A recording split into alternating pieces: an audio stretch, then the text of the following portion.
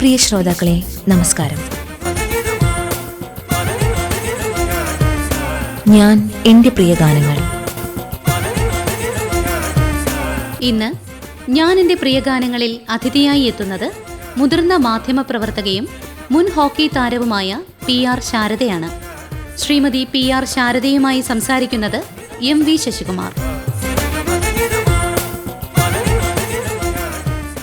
ഇന്ന് നമ്മുടെ വിശിഷ്ടാതിഥി മുതിർന്ന ഒരു മാധ്യമ പ്രവർത്തകയും ദൂരദർശനിൽ നിന്ന് അസിസ്റ്റൻ്റ് ഡയറക്ടർ പ്രോഗ്രാംസായി വിരമിച്ച ഒരു വിശിഷ്ട വ്യക്തിയാണ്. ഒരുപക്ഷെ നമ്മുടെ ശ്രോതാക്കൾക്കെല്ലാം ചിരപരിചിതയാകും ഈ വ്യക്തി. കാരണം ദൂരദർശനിൽ ഏകദേശം 2 പതിറ്റാണ്ടോളം പ്രതികരണം എന്ന പരിപാടിയിൽ എല്ലാവരും കണ്ടിട്ടുള്ളൊരു മുഖമാണ്. അതിനു പുറമെ മികച്ചൊരു ഹോക്കി താരമായിരുന്നു ഈ വ്യക്തി. വിശേഷണങ്ങൾ പറഞ്ഞാൽ തീരില്ല. അടുത്ത കാലത്ത് തൻ്റെ ജീവിത സ്മരണകൾ ഫോർവേഡ് എന്ന പേരിൽ ഒരു പുസ്തകമായി പ്രസിദ്ധീകരിക്കുകയുണ്ടായി. സ്നേഹത്തോടെയും ബഹുമാനത്തോടെയും ഈ വിശിഷ്ട വ്യക്തിയെ ഞാൻ എൻ്റെ പ്രിയ ഗാനങ്ങളിലേക്ക് സ്വാഗതം ചെയ്യുന്നു. എൻ്റെ എല്ലാ ശ്രോതാക്കൾക്കും നമസ്കാരം. നമുക്ക് ഫോർവേഡിൽ നിന്ന് തന്നെ തുടങ്ങാമെന്ന് തോന്നുന്നു. എങ്ങനെയാണ് ഇങ്ങനെയൊരു ഗ്രന്ഥരചന വേണം എന്നൊരു തീരുമാനത്തിലെത്തിയത്? എന്തായിരുന്നു അതിൻ്റെ പ്രചോദനം? പ്രത്യേകിച്ച് പ്രചോദനം എന്ന് പറയാൻ പറ്റില്ല. എത്രയോ കാലമായിട്ട് ഇപ്പോൾ എഴുത്തെന്ന് പറയുന്നത് എപ്പോഴും എൻ്റെ കൂടെ ഉണ്ടായിരുന്ന ഒന്നാണ്. എഴുത്തും വായനയും. വീട്ടിലാണെങ്കിലും എപ്പോഴും അച്ഛനും അമ്മയും വായിക്കാനും ഒക്കെ ഞങ്ങളെ പ്രോത്സാഹിപ്പിച്ചിരുന്ന ഒരു കാലഘട്ടമാണ് എപ്പോഴും. പിന്നീട് ദൂരദർശനിലെ പ്രോഗ്രാം ഡയറക്ടറായിട്ട് ഇരിക്കുമ്പോൾ എഴുത്തെപ്പോഴും നമ്മുടെ കൂടെ തന്നെ ഉണ്ട്. അപ്പോൾ ഈ 28 വർഷവും എഴുത്ത് എന്നോടൊപ്പം ഉണ്ടായിരുന്നു. എങ്കിലും ഇങ്ങനെ എൻ്റെ കഥ പറയണോ വേണ്ടോ എന്നുള്ള കാര്യത്തിൽ ഞാൻ ആലോചിച്ചിട്ട് പോലുമില്ല. ഞാനിങ്ങനെ റിട്ടയർ ചെയ്ത് കഴിഞ്ഞ സമയത്ത് എൻ്റെ അനിയൻ PR ബാലേന്ദ്രൻ, എൻ്റെ ചേച്ചിമാരും എല്ലാം ധാരാളം പുസ്തകങ്ങൾ എഴുതുന്ന ശീലമുണ്ട്. അപ്പോൾ അവർ ഇടയ്ക്ക് മടിച്ചിരിക്കുമ്പോൾ ഞാൻ പറയും, എന്താ നിങ്ങൾക്കൊക്കെ എഴുതിക്കൂടെ എന്ന് ചോദിക്കുമ്പോൾ അവർ തിരികെ ചോദിക്കുന്ന ഒരു ചോദ്യമുണ്ട്, ചേച്ചിക്ക് എന്താ ഹോക്കി കാലമൊക്കെ എഴുതിക്കൂടെ എന്ന്. അപ്പോൾ അങ്ങനെ ഈ ഒരു ഐഡിയ എൻ്റെ മനസ്സിൽ വീണ് കഴിഞ്ഞപ്പം ഞാൻ അതിനെക്കുറിച്ച് ഞങ്ങളുടെ പഴയ ഹോക്കി കാലമൊക്കെ ഓർത്തപ്പോൾ പെട്ടെന്ന് എനിക്കൊരു തോന്നി ഞങ്ങളുടെ ഹോക്കി സാറിനോട്. ഞങ്ങളുടെ ഹോക്കി സാറ് TP ബാലകൃഷ്ണൻ എന്നാണ് പേര്. അദ്ദേഹം 1957 തൊട്ട് സംസ്ഥാനത്തിൻ്റെ ഹോക്കി കോച്ചാണ്. അദ്ദേഹം 2000 വിട പറയുന്നതിന് അകം 2000-ലധികം കൊച്ചുകുട്ടികളെ, പെൺകുട്ടികളെ അന്ന് ഒട്ടും പ്രചാരത്തിലില്ലാതിരുന്ന ഈ ഹോക്കിയിലേക്ക് അദ്ദേഹം കൈപിടിച്ച് കൊണ്ടുവന്നതാണ്. അതിൻ്റെ ഒരു ഫലം ഞങ്ങളിൽ എത്രയോ പേർക്ക് മെഡിസിൻ അഡ്മിഷൻ കിട്ടി, എൻജിനീയറിങ്ങിന് അഡ്മിഷൻ കിട്ടി, നല്ല ജോലികൾ കിട്ടി. 57 കഴിഞ്ഞ് 15 വർഷത്തിന് ശേഷം ഞങ്ങളുടെ ടീമാണ് ആദ്യമായിട്ട് ദേശീയ ചാമ്പ്യന്മാരായത്, പ്രബലരായ പഞ്ചാബ് ടീമിനെ മുട്ടുകുത്തിച്ചുകൊണ്ട്. അത് കഴിഞ്ഞ് ഒരു 5-6 വർഷം ഞങ്ങൾ തന്നെയാണ് 1ാം സ്ഥാനം നിലനിർത്തിയത്. അതൊക്കെ അദ്ദേഹത്തിന് കൊടുത്തൊരു ഗുരുദക്ഷിണയായിട്ട് പറയാമെങ്കിലും ഈ കാലയളവിൽ ഒരു അംഗീകാരവും അദ്ദേഹത്തിന് കിട്ടിയിട്ടില്ല, ഒരു അവാർഡ് കിട്ടിയിട്ടില്ല. ഒരു ബാച്ച് പോകുമ്പോൾ ഈ കിളികളൊക്കെ, അമ്മക്കിളി കൊച്ചുകുട്ടികളെ ഒരു ചിറക് മുളച്ച് കഴിയുമ്പോൾ തള്ളിവിടുന്ന പോലെ ഞങ്ങളെയെല്ലാം ജീവിതത്തിലേക്ക് പറത്തി വിട്ടിട്ട് വീണ്ടും കൊച്ചുകുട്ടികളെ അദ്ദേഹം പഠിപ്പിച്ചുകൊണ്ടിരുന്നു. ഇങ്ങനെയുള്ള ആൾക്കാരെക്കുറിച്ച് ഭാവി തലമുറ അറിഞ്ഞിരിക്കണ്ടേ എന്നൊരു ചിന്ത എൻ്റെ മനസ്സിൽ വന്നപ്പോഴാണ് ഇങ്ങനെ ഒരു പുസ്തകം എഴുതാമെന്ന് ഞാൻ വിചാരിച്ചത്. ഈ പുസ്തകം സമർപ്പിച്ചിട്ടുള്ളതും അദ്ദേഹത്തിന് തന്നെയാണ്, TP ബാലകൃഷ്ണൻ. തീർച്ചയായിട്ടും. ആ ഹോക്കി കാലത്തെക്കുറിച്ച് വളരെ മിഴിവാർന്ന ചിത്രങ്ങൾ ഈ പുസ്തകത്തിൽ നമുക്ക് കാണാൻ കഴിയും. എങ്ങനെയാണ് ശരിക്ക് താങ്കൾ ഹോക്കിയിലേക്ക് വിളിക്കപ്പെടുന്നത്? കോട്ടൺ ഹിൽ സ്കൂളിൽ പഠിക്കുമ്പോഴാണ് അല്ലേ? അതെ, കോട്ടൺ ഹിൽ സ്കൂളിൽ 8ാം ക്ലാസ്സിൽ പഠിക്കുമ്പോഴാണ്. അവിടെ മുമ്പിൽ വിശാലമായ കോമ്പൗണ്ട് ഉണ്ട്. അവിടെ കളിച്ചുകൊണ്ടിരുന്നപ്പോൾ ഒരു വൈകുന്നേരം അദ്ദേഹം വരികയായിരുന്നു. അപ്പോൾ ഞങ്ങളുടെ ഫിസിക്കൽ എഡ്യൂക്കേഷൻ ടീച്ചേഴ്സ്, ശാന്ത ടീച്ചറും പങ്കജാശി ടീച്ചറും ഞങ്ങളെയെല്ലാം വിളിച്ചു കൂട്ടിയിട്ട് പറഞ്ഞു, ഇദ്ദേഹമാണ് ഹോക്കി കോച്ചാണ്, TP ബാലകൃഷ്ണൻ എന്നാണ് പേര്. അപ്പോൾ ആദ്യമായിട്ട് കേൾക്കുകയാണ്, ഹോക്കിന്ന് ഇതുവരെ കേട്ടിട്ട് പോലും ഇല്ല. അപ്പം നിങ്ങൾക്കൊരു ഹോക്കി സ്റ്റിക്കും ബോളും ഒക്കെ നമ്മുടെ ഇവിടെ ഉണ്ട്, സ്റ്റോറിലുണ്ട്, നിങ്ങൾക്ക് വേണമെങ്കിൽ അത്. അപ്പം ഞങ്ങൾക്ക് അതൊരു കൗതുകമാണ്. മറ്റേത് ഓട്ടവും ചാട്ടവും ഒക്കെ അല്ലേ ഉള്ളൂ. ഇതൊരു സ്റ്റിക്ക് ബോളെന്നൊക്കെ കേട്ട് കഴിഞ്ഞപ്പം അത് വെച്ചിട്ടുള്ള ഒരു കളി എന്ന് പറഞ്ഞപ്പോഴത്തേക്ക് ഭയങ്കര താല്പര്യമായി. പിന്നെ അപ്പോൾ തന്നെ വീട്ടിൽ പോയി അനുവാദമൊക്കെ വാങ്ങി പിറ്റേ ദിവസം തൊട്ട് കളി തുടങ്ങുമായിരുന്നു. പക്ഷെ കളി തുടങ്ങിയപ്പോൾ കുറേ 10-50 പേരുണ്ട്. പക്ഷേ ഹോക്കി എന്ന് പറയുന്നത് ഈ കാലിലൊക്കെ അടികിട്ടാൻ നല്ല ചാൻസ് ഉള്ള കളിയാണ്, കുറച്ച് ബുദ്ധിമുട്ടുള്ള കളിയാണ്. അപ്പോൾ അങ്ങനെ കുറേ കൊഴിഞ്ഞു പോക്ക് തുടങ്ങി. അപ്പോൾ കുറേ കുട്ടികളൊക്കെ കളി മതിയാക്കി. പിന്നെ അവസാനം ഞങ്ങളൊരു 10-25 പേരാണ് സ്ഥിരമായിട്ട് കളിക്കാൻ തുടങ്ങിയത്. അങ്ങനെ ഈ കളിച്ചു തുടങ്ങി 1 വർഷത്തിനകം തന്നെ ഞങ്ങൾ ഈ കോട്ടൺ ഹിൽ ടീം സ്റ്റേറ്റ് ടീമായിട്ട് മാറുമായിരുന്നു. എൻ്റെ ഒരു ഭാഗ്യം എന്ന് പറഞ്ഞു കഴിഞ്ഞാൽ 8ാം ക്ലാസ്സിൽ തുടങ്ങി ഞാൻ MA സെക്കൻഡ് ഇയർ വരെ 1 വർഷം മുടങ്ങാതെ ഹോക്കി തുടക്കം. അതെ 69-ലാണ് ആദ്യമായിട്ട് സ്റ്റേറ്റ് റെപ്രസെൻ്റ് ചെയ്തത്. ഹോക്കി കളിക്കാൻ തുടങ്ങുന്നത് 68-ലാണ്. അത് കഴിഞ്ഞ് കോളേജിൽ വന്നപ്പോഴത്തേക്ക് യൂണിവേഴ്സിറ്റി ടീമായി. അപ്പോൾ ഈ ഒരേ ടീമായിട്ട് കളിക്കുമ്പോൾ ഞങ്ങൾ തമ്മിൽ നല്ല അണ്ടർസ്റ്റാൻഡിങ് ഉണ്ട്. എല്ലാ ആൾക്കാർക്ക് ഒരാളുടെ കയ്യിൽ ബോൾ വരുവാണെങ്കിൽ അത് ആർക്ക് പാസ് ചെയ്യും, എന്ത് ചെയ്യും എന്നൊക്കെ ബാക്കിയുള്ളവർക്ക് അറിയാമല്ലോ. ആ ഒരു മികവാണ് ഒരു വശം ശാരീരികമായിട്ടും അല്ലാതെയൊക്കെ വളരെ ഞങ്ങളെക്കാട്ടി വളരെ ഫിറ്റ്നസ് ഉണ്ടായിരുന്ന പഞ്ചാബിനെയും പെപ്സുവിനെയൊക്കെ ഭാവിയിൽ തോൽപ്പിക്കാൻ കഴിഞ്ഞതും ഈ ഒരു അണ്ടർസ്റ്റാൻഡിംഗ് ആണ് ഞങ്ങളുടെ. ശരി. ഹോക്കി അല്ലാതെ മറ്റേതെങ്കിലും കായിക ഇനത്തിൽ മത്സരിക്കുമായിരുന്നു സ്കൂളിലൊക്കെ പഠിക്കുമ്പോൾ? സ്കൂളിൽ ഈ സ്പോർട്സിനൊക്കെ ആയിക്കഴിഞ്ഞാൽ ഒരു പ്രത്യേകതയുണ്ട്. എന്ത് കോമ്പറ്റീഷൻ ഉണ്ടെങ്കിലും ഞങ്ങളെ തന്നെയാണ് കൊണ്ടുപോകുന്നത്. അപ്പം ഞാൻ അത്ലറ്റിക്സിന് പോകുമായിരുന്നു. ഈ 400 മീറ്റേഴ്സ് 800 മീറ്റേഴ്സ് ഉണ്ടായിരുന്നു. ലോങ് ജമ്പിന് എനിക്ക് കിട്ടുമായിരുന്നു. പക്ഷെ അതൊക്കെ എനിക്ക് ഇൻഡിവിജ്വൽ ഐറ്റം ആവുമ്പോഴേ എനിക്കിങ്ങനെ കൂട്ടുകാരുടെ കൂടെ ചേർന്നുള്ള കളികൾക്കാണ് കൂടുതൽ താല്പര്യം വന്നത്. എന്നാൽ കൊച്ചുകുട്ടികളാകുമ്പം അതും കൂടെ ഉണ്ടല്ലോ. അതെ.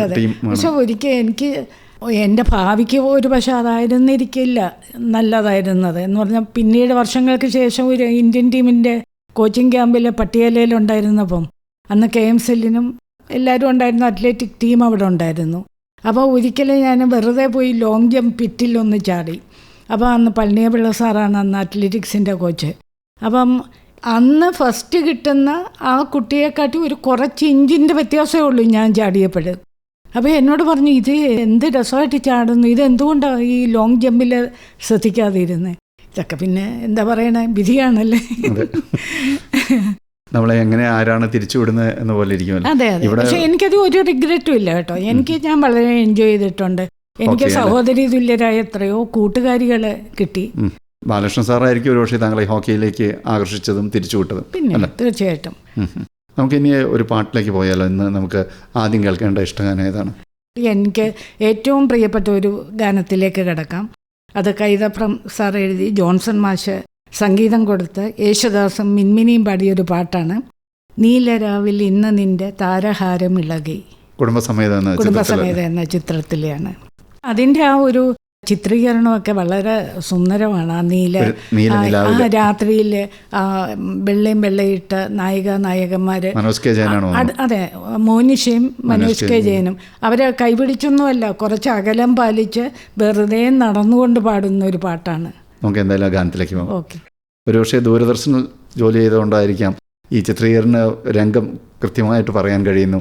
അത് മനസ്സിലൊരു ചിത്രം പോലെ പതിഞ്ഞു കിടപ്പുണ്ടോ ഇത്തരം രംഗങ്ങളെല്ലാം? അത് ഒരു കാര്യമാണ്. പിന്നെ പാട്ടിനെക്കുറിച്ച് വലിയ അറിവില്ല എന്നുള്ളത് വേറൊരു കാര്യമായിരിക്കും. ചിലർക്ക് പാട്ടിനെക്കുറിച്ച് കൂടുതൽ അറിവുണ്ടെങ്കിൽ അതിൻ്റെ രാഗം നോക്കും, മറ്റ് കാര്യങ്ങളും ഒക്കെ നോക്കും.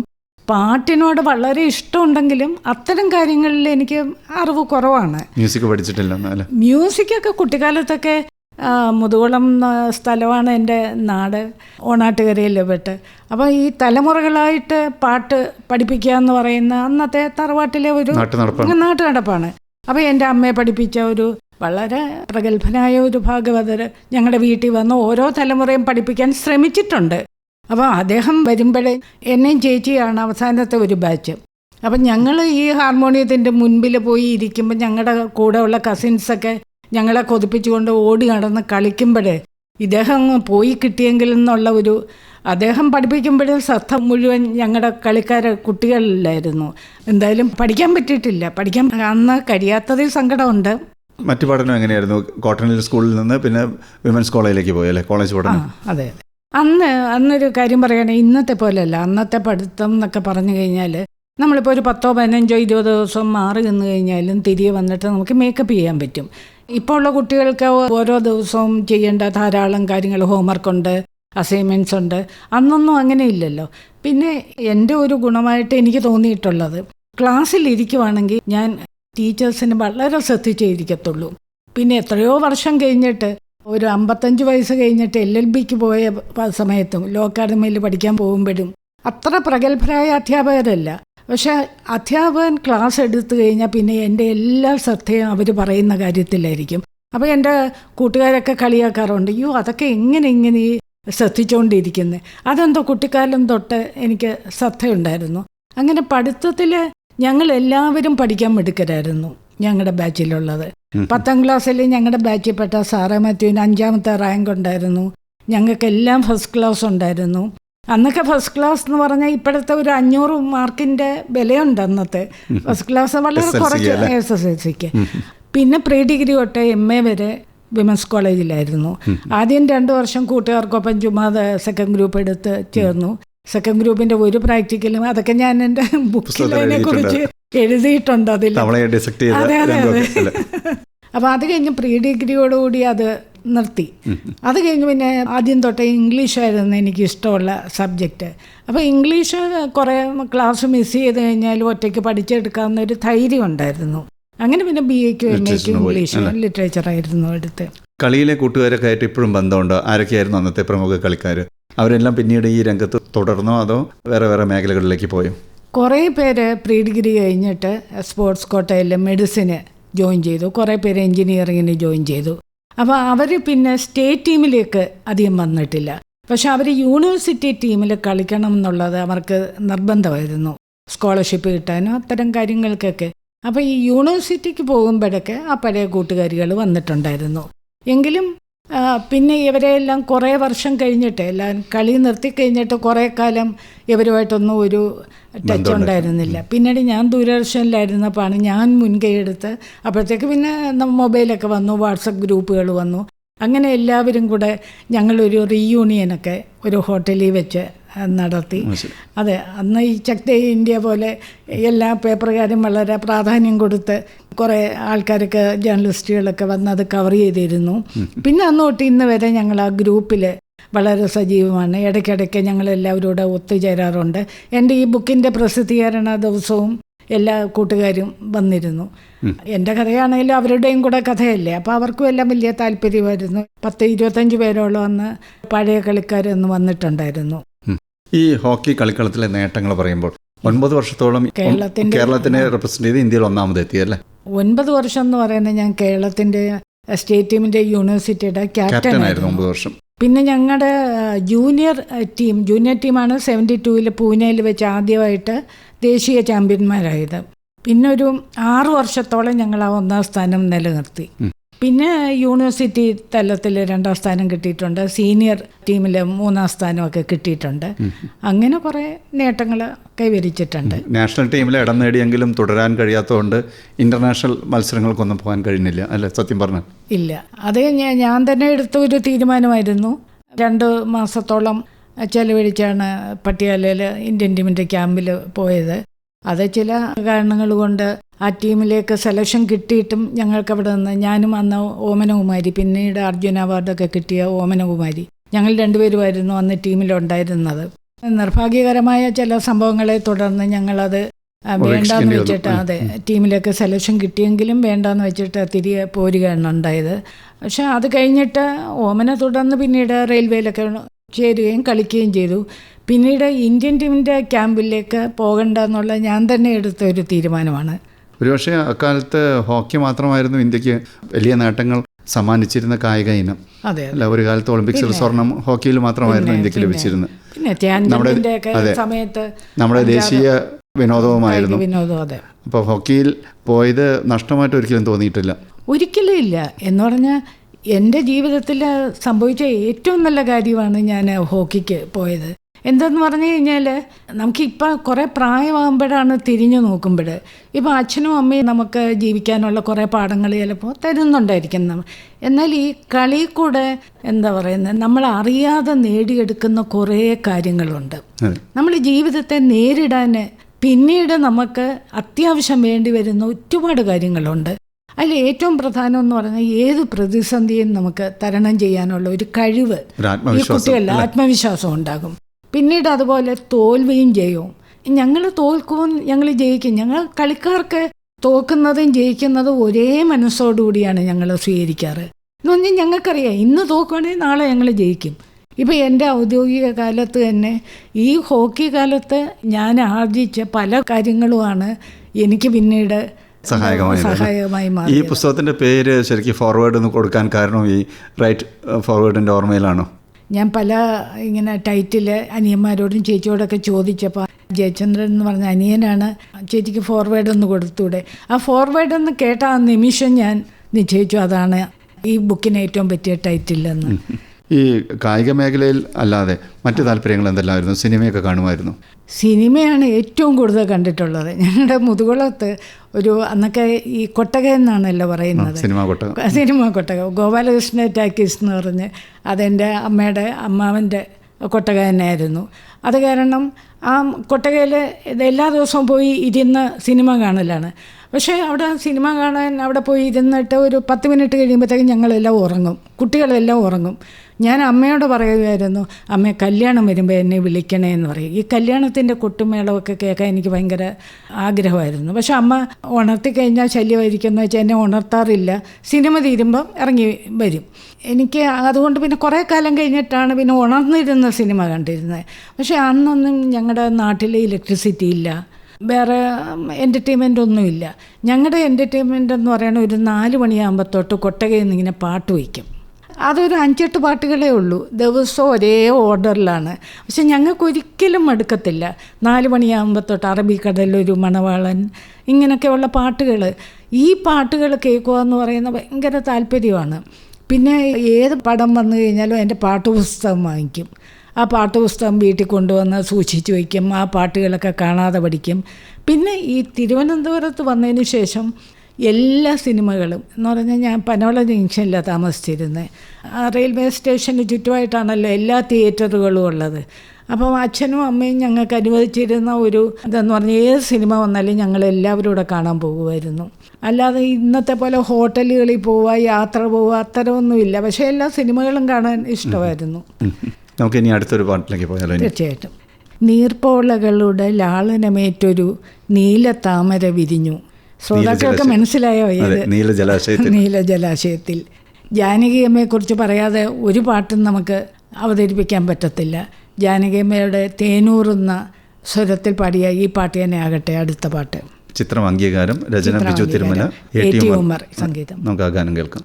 കോളേജിൽ എങ്ങനെയായിരുന്നു കലാപ്രവർത്തനങ്ങൾ? മിമിക്രി എല്ലാം ഉണ്ടായിരുന്നു എന്ന പുസ്തകത്തിൽ കാണുകയുണ്ടായി. ഇപ്പം മിമിക്രിയൊക്കെ സാധ്യമാണോ? മിമിക്രി അല്ല, ഞാൻ മോണോ ആക്ടിങ് ആയിരുന്നു. അത് ഈ മോണോ ആക്ടിങ്ങും പ്രസംഗത്തിലും ഒക്കെ പോകാൻ കാര്യം ഈ കൂടെ കളിക്കാൻ പോയിട്ട് തിരികെ വന്നു കഴിയുമ്പോൾ ഒരു കണ്ടിന്യൂറ്റി ഇല്ലല്ലോ. എത്രയോ കാലം കഴിഞ്ഞിട്ടാണ് കോളേജിൽ തിരിച്ചു വരുന്നത്. അപ്പം നമ്മൾ ക്ലാസ്സിൽ ഇരിക്കുന്നത് ടീച്ചേഴ്സിനും ഒരു ബുദ്ധിമുട്ടാണ്, നമുക്കും ബുദ്ധിമുട്ടാണ്. അപ്പോൾ പിന്നെ നമുക്ക് ചെയ്യാനുള്ളത് ആ സമയത്ത് ഏതൊക്കെ കലാപരിപാടികളുണ്ടോ എന്തുണ്ടെങ്കിലും അതിലങ്ങ് ജോയിൻ ചെയ്യുക എന്ന് പറയാം. അതുകൊണ്ട് ഈ ക്ലാസ്സിലൊന്നും കയറിയില്ലെങ്കിൽ ഞങ്ങളൊക്കെ വെളിയിൽ നടക്കുവാണെങ്കിലും അന്ന് എസ്തർ ഹലേഗോ എന്ന് പറഞ്ഞ മാഡമായിരുന്നു പ്രിൻസിപ്പലായിരുന്നു വിമൻസ് കോളേജിൻ്റെ. ബാക്കി കുട്ടികളൊക്കെ ക്ലാസ് കട്ട് ചെയ്ത് നടക്കുന്ന കാണുവാണെങ്കിൽ വിളിച്ച് ഭയങ്കരമായിട്ട് ശകാരിക്കും. പക്ഷെ ഞങ്ങളെ കാണുവാണെങ്കിൽ മാഡം ഞങ്ങളെ കാണാത്ത മട്ടിലങ്ങ് പോകുമായിരുന്നു. എന്ന് പറഞ്ഞാൽ ഈ കോളേജ് ഡേയ്ക്കൊക്കെ റിപ്പോർട്ട് പറയുമ്പോഴേ എത്രയോ പ്രാവശ്യം പറയേണ്ട പേരുകളാണ് ഞങ്ങളുടേതൊക്കെ, ഹോക്കിക്കും ബാക്കി പലതിനും. അപ്പം ഞങ്ങളെ ഒന്നും ശകാരിക്കാൻ അവരൊരിക്കലും മെനക്കെട്ടിട്ടില്ല. അതൊക്കെ ഞങ്ങൾ ഒരുപാട് മുതലാക്കിയിട്ടുമുണ്ട്.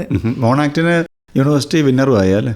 അതെ, മോണോ ആക്ടിന് 75 മറുവനസിൻ്റെ രജത ജൂബിലി ആഘോഷമായിരുന്നു. അന്ന് അവിടെ ചെന്നപ്പോഴേ 25 ആൺകുട്ടികളും 3 പെൺകുട്ടികളുമേ ഉള്ളൂ. അപ്പോൾ അവർ തീരുമാനിച്ചു, അവരുടെ വിചാരം പെൺകുട്ടികളല്ലെങ്കിൽ ഇപ്പോൾ കിട്ടാനൊന്നും പോകുന്നില്ല, എല്ലാവരെയും കൂടെ ചേർത്ത് പെൺകുട്ടികളെ ആൺകുട്ടികളെയും കൂടെ ചേർത്ത് ഒരു ഒറ്റ മത്സരമാക്കാമോ എന്ന് ചോദിച്ചു. ശരിയെന്ന് ഞങ്ങളും സമ്മതിച്ചു. പക്ഷെ അന്ന് ആൺകുട്ടികളെ പിന്നിലാക്കിയിട്ട് എനിക്കാണ് 1ാം സമ്മാനം കിട്ടിയത്. അക്കാലത്ത് റേഡിയോ കേൾക്കുമായിരുന്നു. ആകാശവാണിയായിട്ട് എങ്ങനെയായിരുന്നു ബന്ധം ഉണ്ടായിരുന്നു? തീർച്ചയായിട്ടും റേഡിയോ ആയിരുന്നു ഞങ്ങളുടെ ലോകം എന്ന് പറയുന്നത്. നമുക്ക് എന്ത് കാര്യങ്ങൾ ചെയ്തുകൊണ്ടും നമ്മളോടൊപ്പം റേഡിയോയും കൂടെ ഉണ്ടാവും. നമുക്ക് ഏത് മുറിയിൽ പോകുമ്പോഴും വെളിയിൽ യാത്ര ചെയ്യുമ്പോഴും ഒക്കെ റേഡിയോ ഉണ്ടല്ലോ. അക്കാലത്ത് എനിക്കിപ്പോഴും ഓർമ്മയുണ്ട്, രഞ്ജിനി എന്നായിരുന്നല്ലോ ഇഷ്ടപ്പെട്ട ഗാനങ്ങൾ. ഞങ്ങളെല്ലാവരും ഒന്നിച്ചിരുന്ന രഞ്ജിനിയിലെ ഓരോ പാട്ടും എത്ര ആസ്വദിച്ചാണ് കേട്ടുകൊണ്ടിരുന്നത്. പിന്നീട് ലളിത സംഗീതം, M.G. രാധാകൃഷ്ണൻ, പെരുമ്പാവൂർ രവീന്ദ്രനാഥ് സാറൊക്കെ പഠിപ്പിക്കുന്ന ലളിതഗാനങ്ങൾ ഒരിക്കൽ പോലും അത് വിട്ടുപോകാതെ ഞങ്ങളും ആ ലളിതഗാനങ്ങളൊക്കെ അവരോടൊപ്പം തന്നെ പഠിച്ചെടുത്തിട്ടുണ്ട്. നമുക്ക് ഇനി അടുത്തൊരു പാട്ടിലേക്ക് പോയാലോ? തീർച്ചയായിട്ടും. എനിക്ക് ഏറ്റവും ഇഷ്ടമുള്ളൊരു ഗായകനാണ് മധു ബാലകൃഷ്ണൻ. മധുവിനെയൊക്കെ പിന്നെ എപ്പോഴും ദൂരദർശൻ്റെ സമയത്ത് കണ്ടിട്ടുണ്ട്. പിന്നെ ചിത്രയുടെ കാര്യം പറയുകയാണെങ്കിൽ ചിത്ര കോട്ടൺ ഹില്ലിലെ ഞങ്ങളുടെ ജൂനിയറായിട്ട് പഠിച്ചാണ്, വിമൻസ് കോളേജിലുണ്ടായിരുന്നതാണ്. കുട്ടിക്കാലം തൊട്ടേ ചിത്രയെ കണ്ടിട്ടുണ്ട്. ചിത്രയും വളരെ ഇഷ്ടമുള്ളതാണ്. ഇവർ രണ്ടുപേരൂടെ പാടിയ ഒരു പാട്ടുണ്ട്, ഈ ചെന്താർമിഴി പൂന്തേൻമൊഴി എന്ന് പറയുന്ന പെരുമഴക്കാലം. എം ജയചന്ദ്രൻ ഷഹാന രാഗത്തിൽ വളരെ സുന്ദരമായിട്ട് ചെയ്ത ഒരു പാട്ടാണത്. അതിൽ പ്രത്യേകിച്ച് പറയാനുള്ള കാവ്യമാധവൻ്റെയും ബിനീതിൻ്റെയും ജോഡി. പിന്നെ ആ സിനിമയിൽ അവർ വളരെ ദുഃഖം, ഒരു വിധവയുടെ ആ റോളിൽ ഇരുന്നു കൊണ്ട് പഴയ കാലം ആലോചിക്കുന്ന ഒരു പാട്ടാണ്. തീർച്ചയായും നമുക്ക് ആ ഗാനത്തിലേക്ക് പോകാം. എങ്ങനെയാണ് മാധ്യമ പഠനമാണ് തൻ്റെ മേഖല എന്ന് കണ്ടെത്തി മാധ്യമ പഠനത്തിലേക്ക് പോകുന്നത്? അത് ഇപ്പോഴത്തെ കുട്ടികൾക്കൊക്കെ ഇത് കേൾക്കുമ്പോൾ അതിശയമായിരിക്കും. ഇവരൊക്കെ ഇപ്പോൾ ഒരു 2ാം ക്ലാസ്സിൽ പഠിക്കുന്ന ഒരു കുട്ടിയോട് ചോദിക്കുകയാണെങ്കിലും ആ കുട്ടി ഭാവിയിൽ എന്താകണമെന്നൊക്കെ കൃത്യമായിട്ടൊക്കെ വേണമെങ്കിൽ നമ്മളോട് പറയും. എനിക്കെന്തോ ഈ ഹോക്കി കളിയിലങ്ങ് മുഴുകിയോണ്ട് കളി പറ്റുന്ന കാലത്തോളം തുടരണമെന്ന് വെച്ച് MA വരെ അങ്ങ് പഠിക്കുകയായിരുന്നു. അത് കഴിഞ്ഞിട്ട് MA പാസ്സായതിന് ശേഷമാണ് ആദ്യമായിട്ട് ഏത് ജോലി വേണമെന്ന് ഞാൻ ആലോചിക്കുന്നത്. അപ്പോൾ അച്ഛൻ റെയിൽവേയിലായിരുന്നു, അച്ഛൻ സ്റ്റേഷൻ മാസ്റ്ററായിരുന്നു. അച്ഛന് റെയിൽവേയിലായിരുന്നതുകൊണ്ട് ഞാൻ കളിക്കാരിയായിരുന്നുകൊണ്ടും റെയിൽവേയിൽ നിന്ന് ഞാൻ ഡിഗ്രി പാസ്സായപ്പോൾ തൊട്ട് റെയിൽവേയിൽ നിന്ന് ഓഫറുണ്ടായിരുന്നു. അപ്പോഴൊന്നും പിന്നെ എനിക്ക് കൂടുതൽ പഠിക്കണമെന്ന് പറഞ്ഞ് ഞാൻ ജോലിയെക്കുറിച്ച് ആലോചിച്ചില്ല. MA കഴിഞ്ഞിട്ടാണ് ഞാൻ സീരിയസ് ആയിട്ട് ആലോചിക്കുന്നത് ഏത് ജോലിയിലേക്ക് പോകണമെന്ന്. അപ്പം ഞാൻ ആലോചിച്ചപ്പം എനിക്ക് സന്തോഷമുള്ള, എനിക്ക് തൃപ്തി തരുന്ന ഒരു ജോലി വേണം എന്നുള്ള ഇതിൽ ഞാൻ ഓരോ ജോലിയെക്കുറിച്ച് ആലോചിച്ചിട്ട് അത് വേണ്ട എന്ന് വയ്ക്കുകയായിരുന്നു. പിന്നീട് ഒരു 1-2 മാസം ഞാൻ വീട്ടിലിരുന്ന് ഇങ്ങനെ പല ജോലിയെക്കുറിച്ചും ആലോചിച്ചപ്പോഴാണ് ഈ കുട്ടിക്കാലം തൊട്ട് എൻ്റെ മനസ്സിൽ ഉറങ്ങിക്കിടന്നിരുന്ന ഒരാഗ്രഹമാണ് ഈ എഴുത്തും വായനയായിട്ട് ബന്ധപ്പെട്ട ഒരു ജോലിയായിരിക്കും എനിക്ക് ഏറ്റവും ഇഷ്ടം ഉള്ളതെന്ന്. അപ്പോൾ അങ്ങനെ ആലോചിച്ചപ്പോഴാണ് എനിക്കൊരു ജേർണലിസ്റ്റായാൽ മതി എന്നുള്ള ഒരു തീരുമാനത്തിൽ എത്തിയിട്ട് ജേർണലിസം പഠിക്കാൻ പോയത്. അപ്പോൾ ആ സമയത്ത് PSCയിൽ വളരെ ആകസ്മികമായിട്ട് PSC റാങ്ക് ലിസ്റ്റ് എൻ്റെ പേരുണ്ടെന്ന് പോലും ഞാൻ അറിഞ്ഞില്ല. PSCയിൽ എനിക്ക് ജോലി കിട്ടി. അപ്പോൾ അത് ഗവൺമെൻറ് ജോലിയാണ്. പക്ഷെ ഞാൻ അച്ഛനോട് പറഞ്ഞു, അച്ഛാ ഞാൻ ഈ ജോലിയിൽ ഇരിക്കത്തില്ല, എനിക്ക് പേപ്പറിലോ മാസികയിലോ എന്നെ ജോലി വേണം. അങ്ങനെ അച്ഛന് ഉറപ്പ് തന്നിട്ട് അച്ഛൻ പറഞ്ഞു, ശരി നീ പോയി ജോയിൻ ചെയ്തിട്ട് ലീവ് എടുത്ത് പഠിക്കുക, അത് കഴിഞ്ഞിട്ട് വേണമെങ്കിൽ വേണ്ടാന്ന് വെച്ചിട്ട് മാസികയിലോ പേപ്പറിലോ ജോയിൻ ചെയ്തോളൂ എന്ന് പറഞ്ഞു. അങ്ങനെയാണ് കാര്യവട്ടത്ത് മാസ്റ്റർ ഓഫ് ജേർണലിസത്തിന് ചേരുന്നത്. അതിനുശേഷം ഒരുപക്ഷെ മലയാളത്തിലെ ആദ്യ ദൃശ്യ വാർത്താ മാധ്യമമായ ദൂരദർശനിൽ ജോലി ചെയ്യാൻ അവസരം ലഭിച്ചു അല്ലേ? അവസരം അതൊക്കെ ഒരു ഭാഗ്യം എന്നാണ് ഞാൻ പറയുന്നത്. ഞാൻ പറയുന്ന ചില ചരിത്രത്തിൻ്റെ വഴിത്താരയിൽ വിധി എന്നെ കൊണ്ട് നിർത്തിയിട്ടുണ്ട്. ഇപ്പോൾ ഹോക്കിയുടെ കാര്യം പറയുകയാണെങ്കിൽ ഏറ്റവും ആദ്യം കേരളം വിൻ ചെയ്ത ആ സമയത്ത് എനിക്കവിടെ കളിക്കാൻ പറ്റി. അതേപോലെ ഒരു ദൈവാനുഗ്രഹമാണെന്ന് പറയാം. ദൂരദർശൻ അതിൻ്റെ ഏറ്റവും നല്ല ഒരു സമയത്ത് തുടക്കകാലം തൊട്ട് തന്നെ അതിൻ്റെ ഒരു ഭാഗമാകാൻ കഴിഞ്ഞു എന്ന് പറയുന്നത് എൻ്റെ ഒരു ഭാഗ്യം തന്നെയാണ്. പിന്നീട് അന്ന് സ്ത്രീകളൊന്നും അധികം ഇല്ലാതിരുന്ന ഒരു സമയത്ത് പ്രോഗ്രാം ഡയറക്ടറായിട്ട് നല്ലൊരു പോസ്റ്റിൽ തന്നെ തുടക്കം കുറിക്കാൻ കഴിഞ്ഞു എന്ന് പറയുന്നത് നല്ലതാണ്. ഇപ്പം ഞാൻ അവിടെ 87 പെർമനൻ്റായിട്ട് ജോയിൻ ചെയ്തെങ്കിലും ദൂരദർശൻ തുടങ്ങിയ 85 ജനുവരി മാസത്തിൽ തന്നെ വാർത്തകളുടെ സ്ക്രിപ്റ്റ് എഴുതാനുള്ള പാനലിൽ ഞാൻ ജോയിൻ ചെയ്യുകയും അങ്ങനെ അന്ന് തൊട്ട് തന്നെ ഈ ദൂരദർശൻ്റെ എല്ലാ ബാലാരിഷ്ടതകൾക്കും ഒപ്പം നടന്ന ഒരാളാണ്. അപ്പോൾ ഒരു 28 വർഷം എന്ന് പറഞ്ഞു കഴിഞ്ഞാൽ പറഞ്ഞാൽ തീരാത്ത ഓർമ്മകളാണ്. അതിൻ്റെ തുടക്കം തൊട്ടുള്ള ഓരോ കാര്യങ്ങളും ഇപ്പോൾ തിരിഞ്ഞു നോക്കുമ്പം ഒരു ചരിത്രത്തിൻ്റെ ഭാഗമായി മാറാൻ ഭാഗ്യമുണ്ടായി എന്ന് പറയാം അല്ലേ? ദൂരദർശനിലാവുമ്പോൾ ദിവസവും എന്ന പോലെ നിരവധി പ്രോഗ്രാമുകൾ ചെയ്ത് കാണും, അഭിമുഖങ്ങൾ ചെയ്ത് കാണും. മനസ്സിൽ പെട്ടെന്ന് ഓടി വരുന്ന ഏതെങ്കിലും ചില പ്രോഗ്രാംസിനെ കുറിച്ച് പറയാൻ പറഞ്ഞാൽ ഏതാണ് പെട്ടെന്ന് മനസ്സിൽ വരുന്നത്? ഏകദേശം 2 പതിറ്റാണ്ടോളം പ്രതികരണം ചെയ്തിട്ടുണ്ട്. പ്രതികരണത്തിൽ മറുപടി പറയല്. അതെ, പ്രതികരണം പരിപാടിയുടെ കാര്യം പറയുകയാണെങ്കിൽ എനിക്ക് അന്നത്തെ ഡയറക്ടർ നിർബന്ധിച്ച് ചെയ്യിപ്പിച്ച ഒരു പരിപാടിയാണ്. എന്ന് പറഞ്ഞാൽ എനിക്ക് അതിൽ മടിയുണ്ടായിരുന്നെന്ന് പറഞ്ഞു കഴിഞ്ഞാൽ അതിന് ഞങ്ങളുടെ അനൗൺസേഴ്സൊക്കെ ആണെങ്കിൽ നല്ലപോലെ ഒരുങ്ങി സുന്ദരിമാരായിട്ട് നല്ല നല്ല സാരിയൊക്കെ ഉടുത്ത്, അപ്പോൾ എനിക്കാണെങ്കിൽ അന്ന് മേക്കപ്പിനോ ഡ്രസ്സിങ്ങിലോ ഒന്നും വലിയൊരു ശ്രദ്ധയൊന്നും ഉണ്ടായിരുന്നില്ല. പ്രതികരണം പറയുന്ന ദിവസം അതിന് പറ്റിയ സാരി ഉടുക്കണം, അതിന് പറ്റിയ ആഭരണങ്ങൾ അണിയണം, അതൊക്കെ എനിക്ക് ഭയങ്കര ബുദ്ധിമുട്ടായിരുന്നു. പിന്നെ ഞാൻ ആദ്യം തുടക്കകാലത്ത് 1-2 പ്രാവശ്യം പറഞ്ഞു കഴിഞ്ഞിട്ട് ഞാൻ ആരോടൊക്കെ ചോദിച്ചു എങ്ങനെയുണ്ടായിരുന്നു, ഞാൻ പ്രതികരണം പറഞ്ഞ് ഇഷ്ടപ്പെട്ടോ? പറഞ്ഞൊന്നും ഞങ്ങൾ ശ്രദ്ധിച്ചില്ല, പക്ഷേ 2-3 ആഴ്ചയായിട്ട് ഒരേ കമ്മലാണ് ശാരദ ഇടുന്നതെന്ന് പറഞ്ഞു. അപ്പോൾ എനിക്ക് ഭയങ്കര ഒരു നിരാശ തോന്നി. അപ്പം ഞാൻ പറയുന്നതിലൊന്നും കാര്യമില്ല, എൻ്റെ ഡ്രസ്സിങ്ങൊക്കെയാണോ ഇവർ നോക്കുന്നതെന്ന് പറഞ്ഞു. പിന്നെ പ്രതികരണം പറയുന്നതിൽ എനിക്ക് വലിയ സംഭാവന ചെയ്യാനൊന്നുമില്ല. എൻ്റേതായ ക്രിയേറ്റീവ് കോൺട്രിബ്യൂഷൻ ഒന്നുമില്ല. എങ്കിലും അതിൽ എനിക്ക് പിന്നീട് ഉപകരിച്ച ചില കാര്യങ്ങളുണ്ട്. അന്ന് ജോൺ സാമുവലിനൊക്കെ വലിയ ഇഷ്ടമായിരുന്നു പ്രതികരണം പറയാനായിട്ട്. ജോൺ സാമുവൽ എനിക്ക് തോന്നുന്നു ഏറ്റവും അധികം സന്തോഷമായിട്ട് ചെയ്തിരുന്ന ഒരു കാര്യമാണ്. ഞങ്ങൾ വെളിയിലൊക്കെ റെക്കോർഡിങ്ങിനൊക്കെ പോകുമ്പോൾ ഇപ്പം ഞങ്ങളുടെ അനൗൺസേഴ്സിനെ കുറിച്ചാണെങ്കിലും ന്യൂസ് റീഡേഴ്സിനെ കുറിച്ചൊക്കെ ആണെങ്കിലും അവർ കാഷ്വൽ ആർട്ടിസ്റ്റുകളായിരുന്നാൽ പോലും അവരൊക്കെയാണ് താരങ്ങൾ. അവരെക്കുറിച്ചൊക്കെ എല്ലാവരും ചോദിക്കാറുണ്ട്. അതുപോലെ പ്രതികരണത്തിൽ പതിവായിട്ട് വന്നുകൊണ്ടിരുന്ന RSI ജോൺ സാമുവൽ അവരെക്കുറിച്ചൊക്കെ ചോദിക്കും. അപ്പം ഞങ്ങളെ ആർക്കും അറിയില്ല. പക്ഷെ പ്രതികരണത്തിൽ വന്നതിന് ശേഷം പിന്നെ റെക്കോർഡിങ്ങിനൊക്കെ പോകുമ്പോഴും വെളിയിൽ പോകുമ്പോഴും 2-3 മാസത്തിൽ ഒരിക്കൽ ആണ് വന്നുകൊണ്ടിരുന്നെങ്കിൽ പോലും അന്ന് ദൂരദർശൻ മാത്രമല്ലേ ഉണ്ടായിരുന്നുള്ളൂ, എല്ലാവരും കാണുമല്ലോ. അപ്പം എന്നെ ആൾക്കാർ തിരിച്ചറിയാൻ തുടങ്ങി. അപ്പം തിരിച്ചറിയുന്നു എന്നുള്ളതിൻ്റെ സന്തോഷത്തെക്കാട്ടി അതെൻ്റെ പ്രോഗ്രാമിന് ഗുണം ചെയ്തു എന്നുള്ളത് എനിക്ക് വലിയൊരു സന്തോഷമാണ്. പിന്നെ എനിക്കൊരു 28 വർഷവും ഞാൻ സജീവമായിട്ട് പ്രോഗ്രാമിൽ തന്നെയായിരുന്നു. അതുകൊണ്ടൊരു 10,000-3000 അടുപ്പിച്ച് പ്രോഗ്രാം ചെയ്തിട്ടുണ്ട്. അപ്പോൾ അതിൽ ഏത് പ്രോഗ്രാമാണ് എനിക്ക് മനസ്സിന് ഏറ്റവും ഇഷ്ടം എന്ന് ചോദിച്ചു കഴിഞ്ഞാൽ പറയാൻ ബുദ്ധിമുട്ടാണ്. ഇപ്പോൾ ഒരു അമ്മയ്ക്ക് ഏത് മക്കളെ ഇഷ്ടം എന്ന് പോലെ. മറക്കാനാകാത്ത ഏതെങ്കിലും അഭിമുഖം, ഏതെങ്കിലും ഒരു വലിയ വ്യക്തിയെ കണ്ടത് പറയാനുണ്ടോ? അന്ന് ആകാശവാണിയിലാണെങ്കിലും ദൂരദർശനിലാണെങ്കിലും ജോലി ചെയ്യുമ്പം നമ്മുടെ ഒരു ഭാഗ്യം എന്ന് പറയുന്നത് എല്ലാ മേഖലയിലും പെട്ട പ്രസിദ്ധരായ എത്രയോ ആൾക്കാരെ നമ്മൾക്ക് വളരെ അടുത്ത് പരിചയപ്പെടാനുള്ള ഒരു അവസരം കിട്ടാറുണ്ട്. അപ്പോൾ എനിക്കും അങ്ങനെ സിനിമാ ഫീൽഡിലാണെങ്കിലും ഗാനരചനയും പാടുന്നവരുടെ ആണെങ്കിലും രാഷ്ട്രീയക്കാരാണെങ്കിലും സാഹിത്യകാരന്മാർ അവരെല്ലാവരെയും പരിചയമുണ്ട്. അവരുമായിട്ടൊക്കെയുള്ള ഈവൻ യേശുദാസ് തൊട്ട് യേശുദാസാണെങ്കിലും ചിത്രയാണെങ്കിലും ഷീലാമ്മയാണെങ്കിലും എസ് ജാനകിയാണെങ്കിലും അവരെല്ലാം പരിചയപ്പെട്ടിട്ടുണ്ട്.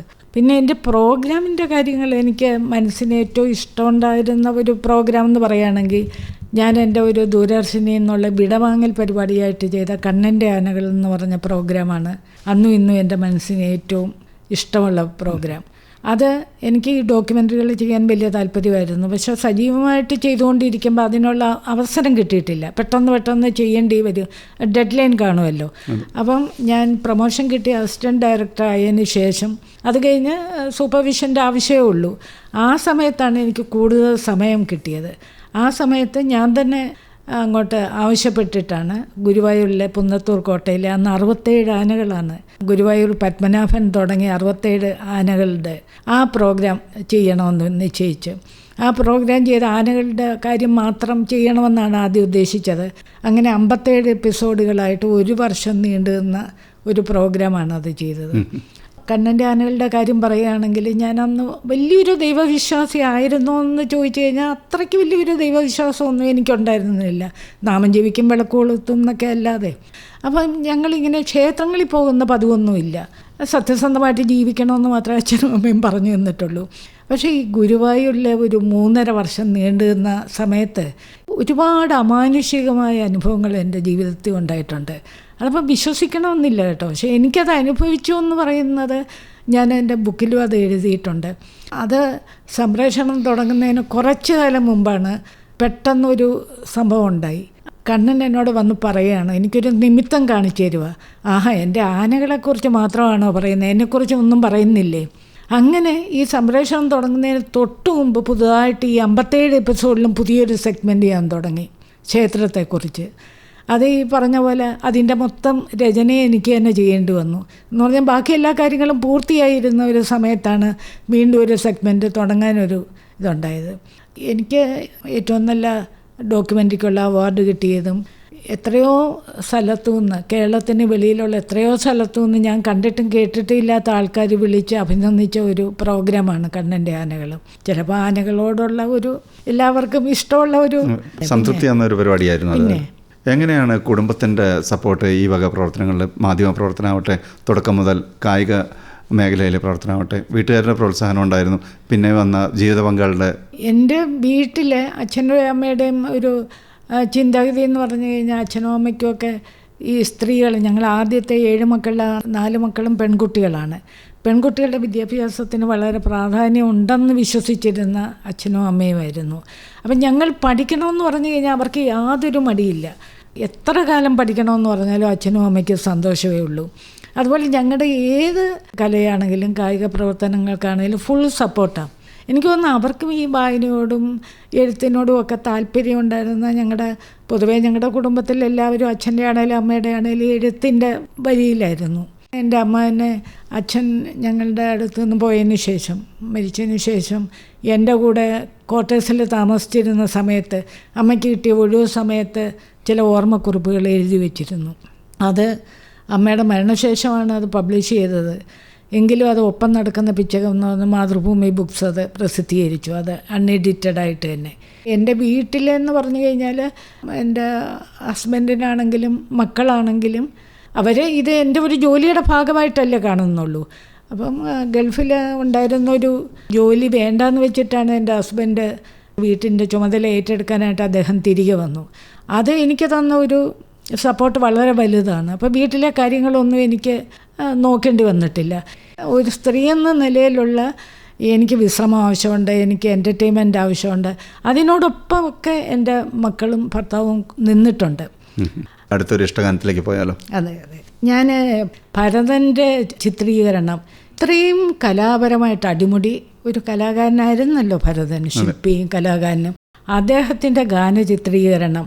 അപ്പോൾ ഈ വെങ്കലം എന്ന് പറഞ്ഞ സിനിമയിലെ ഒരു പാട്ട് എന്ന് പറഞ്ഞ 10 വെളുപ്പിന് ആ പാട്ടാണ് ഞാൻ വെക്കാൻ പോകുന്നത്. അതിൽ ആദ്യ രാത്രിയിൽ ഉർവശിയും മുരളിയുമായിട്ടുള്ള, അപ്പോൾ ആ ഒരു ശില്പി കളിമൺ പനയുന്ന ആ രംഗങ്ങളൊക്കെ എത്ര ഭംഗിയായിട്ടാണ് അദ്ദേഹം എടുത്തിരിക്കുന്നത്. നിഴലില് എനിക്ക് ഒരിക്കലും മറക്കാനാവാത്തൊരു സിനിമയാണ് വെങ്കലം എന്ന് പറയുന്നത്. എത്രയോ പ്രാവശ്യം ഞാൻ ആ സിനിമ കണ്ടിട്ടുണ്ട്. അതിൽ ഈ 10 വെളുപ്പിന് ആ പാട്ട് എനിക്ക് വളരെ, അതിൻ്റെ ചിത്രീകരണവും പാട്ടും എനിക്ക് വളരെ ഇഷ്ടമുള്ളതാണ്. എൻ്റെ ശ്രോതാക്കൾക്കും അത് ഇഷ്ടപ്പെടുമെന്ന് വിചാരിക്കുന്നു. ഇനിയുള്ള വിശ്രമ ജീവിതം എങ്ങനെ മുന്നോട്ട് കൊണ്ടുപോകണമെന്നാണ് തീരുമാനം? പുസ്തകത്തിൽ താങ്കൾ എഴുതിയിട്ടുണ്ട് മൈൽസ് ടു ഗോ. അപ്പോൾ ഇനിയും കൂടുതൽ പുസ്തകങ്ങൾ പ്രതീക്ഷിക്കാമോ, അതോ മറ്റു വല്ല പ്രവർത്തനങ്ങൾക്കും സാധ്യതയുണ്ടോ? എനിക്ക് പണ്ടും ഇപ്പോഴും ഏറ്റവും ഇഷ്ടമുള്ളത് വായിക്കുക എന്ന് പറയുന്നതാണ്. പിന്നെ ഇപ്പം കുഞ്ഞുങ്ങളൊക്കെ, ഒരു മോള് കാനഡയിലാണ്, ഒരു മോള് ബാംഗ്ലൂരിലാണ്. ഇടയ്ക്കിടയ്ക്ക് അവരുടെ അടുത്ത് പോകാം. പിന്നെ ജീവിതത്തിൽ ആദ്യമായിട്ട് ഒരു ഫുൾ ടൈം ഹൗസ് വൈഫായിട്ട് ഇരിക്കുന്നതിൻ്റെ പാചകം എനിക്കിഷ്ടമാണ്. പാചകം ചെയ്യാനുള്ള താല്പര്യമുണ്ട്. അങ്ങനെ പിന്നെ ഇതുപോലെ കൂടെ സുഹൃത്തുക്കളുമായിട്ട് കാണാറുണ്ട്. ബന്ധുക്കളുമായിട്ടും സുഹൃത്തുക്കളുമായിട്ടുള്ള കൂടിച്ചേരലുകളും യാത്രയും. പിന്നെ എഴുതണം. ഇപ്പോൾ എൻ്റെ ബുക്ക് വായിച്ചിട്ട് ധാരാളം പേര് ആവശ്യപ്പെടുന്നുണ്ട് കൂടുതൽ എഴുതണമെന്ന്. അവരോടൊക്കെ എനിക്ക് നന്ദിയുണ്ട്. ദൂരദർശൻ്റെ കാര്യങ്ങളൊക്കെ വേണമെങ്കിൽ കുറച്ചുകൂടെ വിപുലീകരിച്ച് എഴുതാമെന്ന് തോന്നുന്നു. അങ്ങനെ ഒരു അവസരം വരികയാണെങ്കിൽ. ഒന്നും ഞാൻ നിശ്ചയിച്ച കാര്യങ്ങളൊന്നും എൻ്റെ ജീവിതത്തിൽ നടന്നിട്ടില്ല. നിശ്ചയിക്കാത്ത കാര്യങ്ങളാണ് പലപ്പോഴും നടന്നിട്ടുള്ളത്. അതുകൊണ്ട് അങ്ങനെ ദൈവം വിധിച്ചിട്ടുണ്ടെങ്കിൽ ഇനിയും എഴുത്തിലേക്കും തിരിയാം. ഇനിയും കാലങ്ങൾ പോകാനുണ്ടെന്നാണ് ഈ പുസ്തകത്തിന് അവസാനം പറഞ്ഞിട്ടുള്ളത്. അതുപോലെ തന്നെ ഇനിയും സർഗാത്മകമായ നിരവധി വർഷങ്ങൾ താങ്കൾക്കുണ്ടാകട്ടെ എന്ന് ആശംസിക്കുന്നു. ആകാശവാണിയിൽ വന്ന് ഇത്രയും സമയം ചെലവഴിച്ചതിനും ജീവിതാനുഭവങ്ങൾ പങ്കുവച്ചതിനും പ്രത്യേകം നന്ദി പറയുന്നു. ആകാശവാണി എപ്പോഴും ഞങ്ങളുടെ ഹൃദയത്തിലുള്ള ഒരു സ്ഥാപനം തന്നെയാണ്, ഞങ്ങളുടെ സഹോദര സ്ഥാപനം തന്നെയാണ്. ആകാശവാണിയാണ് പല കാര്യങ്ങൾക്കും ഞങ്ങൾക്ക് മാതൃകയായിട്ട് ഇരുന്നിട്ടുള്ളത്. അപ്പോൾ ആകാശവാണിയിൽ വരാനും ശ്രോതാക്കളുമായി ഇത്രയും നേരം പങ്കുവയ്ക്കാൻ ഒരവസരം കിട്ടിയതിൽ ഈ പരിപാടി ശ്രവിച്ച എല്ലാ ശ്രോതാക്കൾക്കും നന്ദി. മുതിർന്ന മാധ്യമപ്രവർത്തകയും മുൻ ഹോക്കി താരവുമായ PR ശാരദ അതിഥിയായി പങ്കെടുത്ത ഞാൻ എൻ്റെ പ്രിയഗാനങ്ങളാണ് ഇതുവരെ കേട്ടത്. ഞാൻ എൻ്റെ പ്രിയഗാനങ്ങൾ. നിർവഹണം MV ശശികുമാർ. നിർവഹണ സഹായം വിഷ്ണുമോഹൻ വെള്ളനാട്.